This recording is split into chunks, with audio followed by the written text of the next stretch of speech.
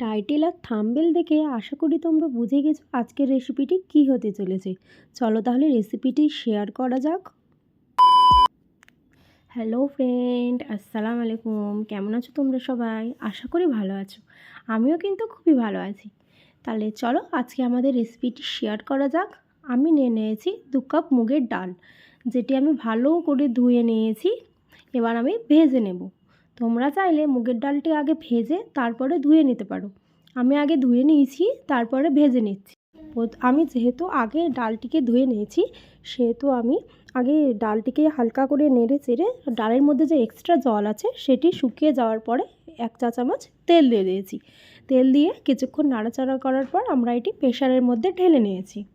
প্রেশারের মধ্যে এটি ঢেলে নেওয়ার পরে 1/2 চা চামচ হলুদ গুঁড়ো দিয়ে আমরা এটিকে সিটি মেরে নেব। যতক্ষণ ডালটা সেদ্ধ হতে থাক আমরা ওদিকে মাছের মাথাটি ভালোভাবে ধুয়ে নিই। তো এবার আমি মাছের মাথাটিকে ভালো করে জল দিয়ে ধুয়ে নিলাম। মাথাটি ধোয়া হয়ে গেলে পরিমাণ মতো লবণ, 1/2 চা চামচ হলুদের গুঁড়ো, 1/2 চা চামচ লঙ্কার গুঁড়ো দিয়ে আমি মাখিয়ে নেব। এদিকে মাছটা ধুতে ধুতে আমার কিন্তু ডালটা সেদ্ধ করাও হয়ে গিয়েছে। এবার আমি এই কড়াইয়ের মধ্যে মাছগুলোকে লাল লাল করে ভেজে নেব। তোমরা দেখতেই পাচ্ছ মাছগুলোকে আমি উল্টিয়ে পাল্টিয়ে লাল লাল করে ভেজে নিয়েছি। এবার আমরা খুন্তির সাহায্যে মাথাগুলোকে ভেঙে কুচি কুচি করে দেব। যেহেতু এটা ডালের সাথে মিক্সড করব, তার জন্য এটিকে ভেঙে কুচি করে নেব।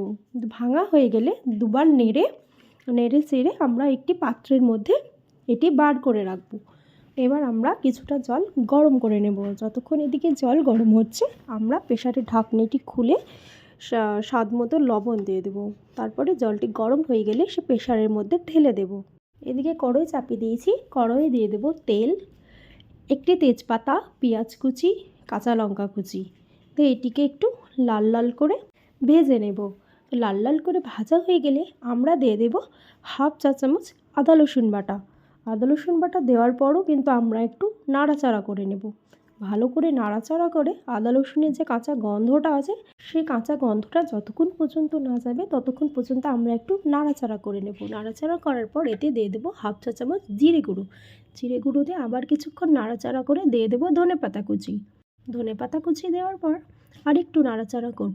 এবার আমরা দিয়ে দেবো সে ভেজে রাখা মাথাগুলো।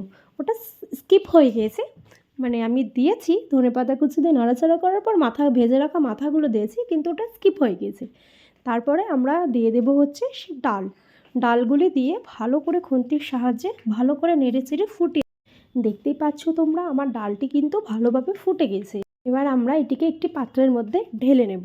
এটি দেখতে যতটা লোভনীয় হয়েছে, খেতে কিন্তু এর চেয়েও বেশি লোভনীয় হয়েছে।